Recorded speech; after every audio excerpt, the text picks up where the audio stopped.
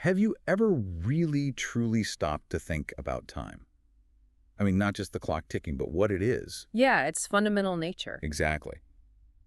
What if everything we think we know about it, about history, our future even, is based on, well, a completely different understanding? That's what we're digging into today, isn't it? Some really provocative ideas from the source material. We are. We're exploring this claim that time isn't just a dimension like we usually think of it, Right, not like length or width. but that it's actually an active, energetic force. Right. Something that's literally shaping our reality. And if that's true, it kind of turns conventional physics on its head. It really does. Yeah. And it apparently connects to these ancient cosmic cycles impacting, well, everything. Human consciousness, technology, you name it. Huge implications. So our mission today is basically to unpack all of this.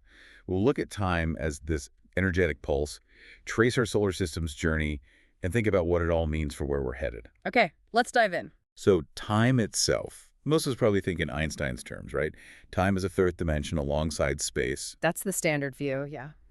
But this source material says, nope, fundamentally wrong. It argues time has active properties, it's dynamic, it's not a dimension. It's more like a constant injection of energy is how the source puts it, like a pulse. A pulse. Yeah, a pulse that powers reality, gives us that sense of duration, of flow. It's presented as this creative quality, not just a measurement. That's a pretty radical shift in thinking. It is. And the source claims this isn't just some abstract idea. It mentions something called cozy rim experiments. Right. It suggests time can actually be manipulated and that these experiments show it with measurable results.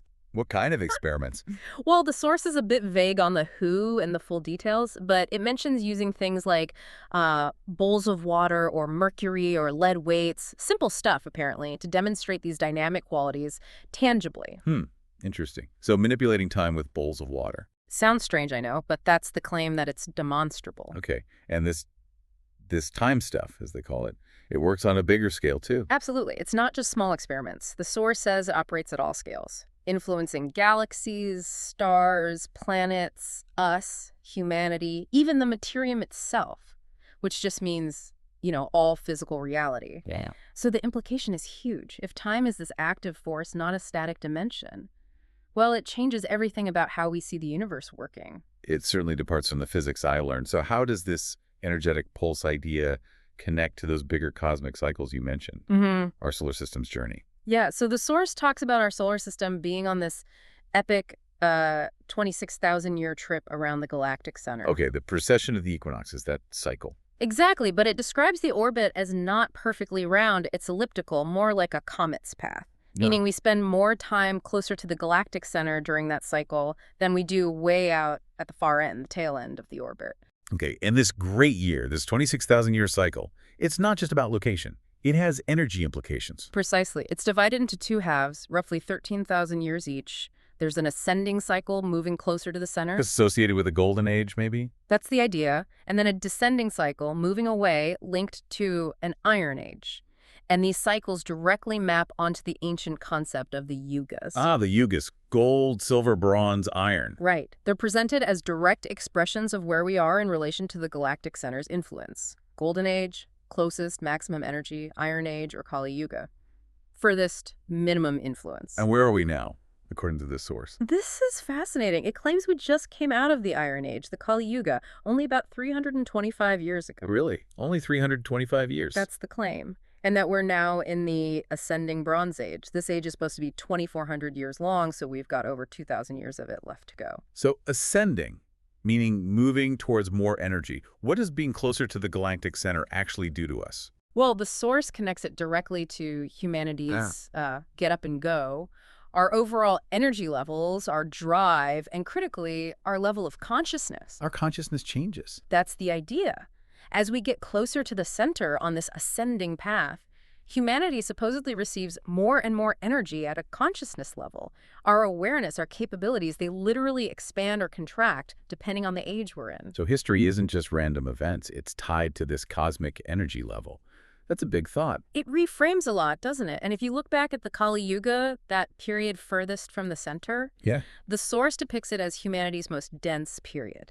Minimal energy, minimal technology. Think pre-electricity, bare minimum of stuff in the way of energy. Like the Dark Ages, perhaps? Sort of, but on a longer time scale. The source even points out the word energy wasn't really applied to the human body like we think of it now until the early 1800s. It shows a fundamental difference in how things were perceived. And the evidence for this decline. Lost knowledge. Yeah, stark evidence, according to the source. Loss of advanced tech. Think about the great monuments all over the planet. Pyramids, yeah. Pyramids, incredible ancient cities, those intricate carvings on Indian temples. The claim is these were built with technology we just don't have anymore. And that knowledge just vanished. Vanished or was lost as consciousness became denser during that descending phase. And the source mentions specific terrible events of knowledge destruction too, like the burning of all the books in China around 200 BC or AD, somewhere around then. I've heard about that. And scrolls burned in northern India around 600 BC. The source claims the fires were so intense they vitrified sand and the smoke was visible 1,000 miles away, just wiping out huge amounts of wisdom. It's devastating to think about. Yeah. But did anything survive? Was knowledge preserved? Apparently, yes. The source claims some knowledge was deliberately hidden. It talks about like 10,000 books hidden in this one Tibetan monastery and another 35,000 books in ancient Sanskrit found behind a wall in a cave in northern India. Even archaeological sites like Göbekli Tepe. The idea is they were intentionally buried to survive the Kali Yuga. A conscious effort to safeguard information. Seems like it, yeah. Okay, so that brings us to now. The Bronze Age bloom, as the source calls it.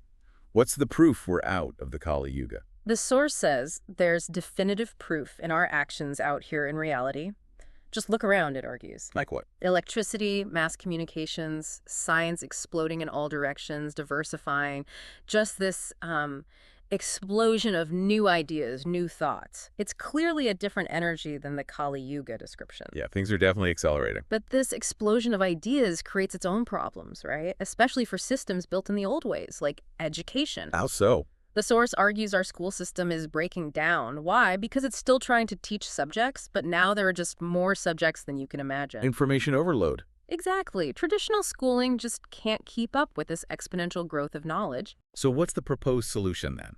For you, for anyone trying to learn in this era? It's pretty radical. The source suggests schools should stop focusing on teaching what to think, teaching stuff, And teach children how to find how they learn, show them the basics, what math is for, what language is for, the purpose of science, the basic shape of the learning universe. Okay. And then get out of the way, let them decide what they want to learn, empower the individual. With some basics for survival covered, presumably. Oh yeah, the bare minimum, it acknowledges that.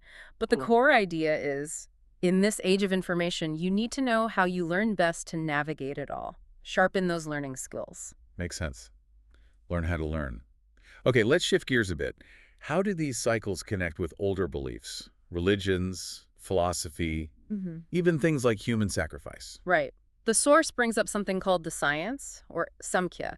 It describes it as this ancient pre-Kali Yuga approach, a philosophical and scientific way to figure out who you are, the nature of the universe, by examining your own consciousness.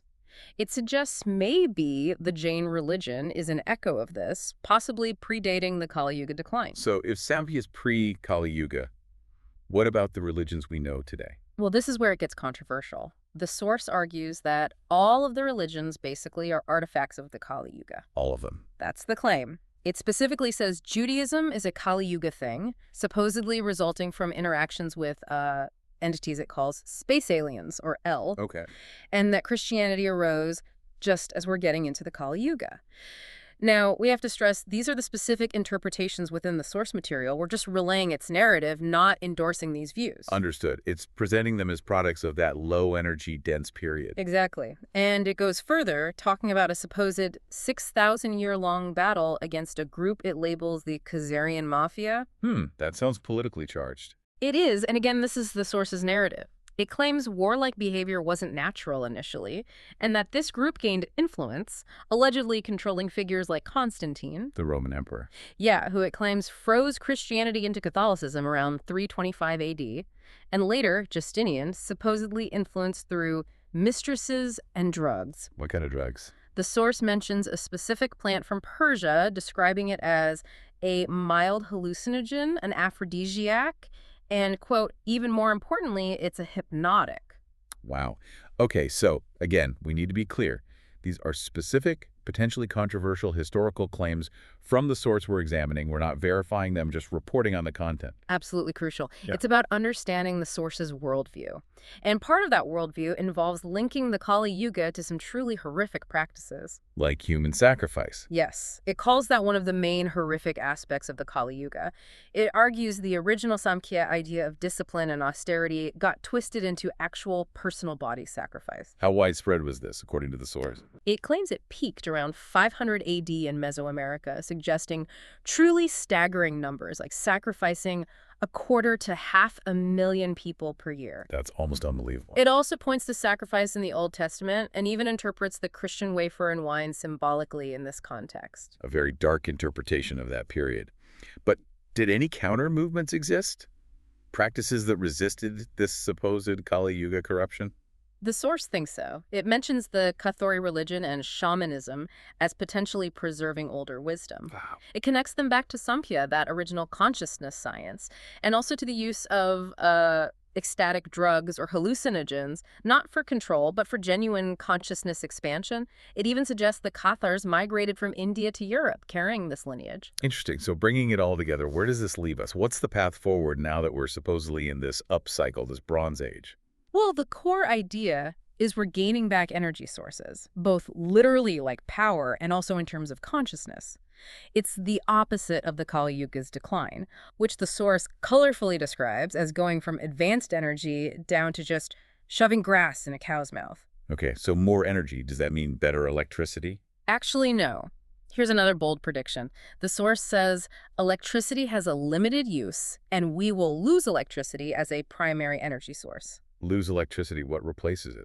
Something very much decentralized. The argument is that centralization, big power grids, top-down control, that's all part of the Kali Yuga, and it's going to drop away and fade away as we move into higher energy states. Decentralized energy. And this requires a new kind of physics too, right? Beyond the materialist view. Exactly. The source calls for moving past the materialistic grit view it associates with the Kali Yuga. We need a physics that sees everything as vibration and energy. Like Tesla was talking about. Very much like Tesla did, yeah. Understanding the vibrational nature of reality. And how might this manifest practically? Is there specific technology mentioned? There is. It describes the potential for a fuelless form of electricity. Not creating energy, but tapping into the universe's background vibration via a chip. A chip that could vibrate at a subharmonic, a fraction of the universe's fundamental frequency, which it estimates, incredibly, at 22 trillion times a second. 22 trillion. Yeah. So this chip would resonate with that universal energy, drawing power from it, like tuning into a cosmic energy field. What could that power? The source speculates a chip maybe the size of a USB could power a device for 1,000 years once it's properly engineered. That sounds like science fiction. But it ties back to the critique of current physics. It does. It links back to Einstein. The source suggests defining time as just a dimension was a remnant of the Kali Yuga, trapping physics in materialism. And if time isn't a dimension? Then, the source claims, all of the calculations in physics change instantly. You wouldn't need concepts like curving space to explain gravity, for example. It opens up a whole different way of understanding the cosmos. A fundamental paradigm shift. Truly fundamental. And this leads to a pretty optimistic, if stark, outlook. The source believes the universe won't permit the old Kali Yuga shit, its words, to continue. Meaning? It's quite blunt.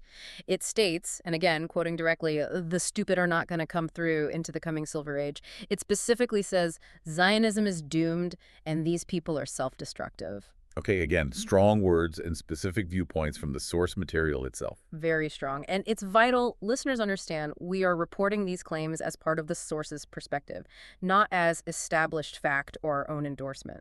The overall message, though, is that humanity's minds will expand in this higher energy period, will naturally shed the limiting mindset of these people that want to keep us in the Kali Yuga. So, a kind of forced evolution of consciousness driven by cosmic energy. That seems to be the core idea, yeah. Okay, so a final thought for everyone listening. As we supposedly gain more energy at a consciousness level, as we maybe move towards a new physics, how could your own perception of reality change? Your role in it? Yeah. What kind of future can you imagine if we really do shed those old, dense ways of thinking from the Kali Yuga and embrace this explosion of new understanding? Something to definitely mull over. Thanks for joining us on this deep dive.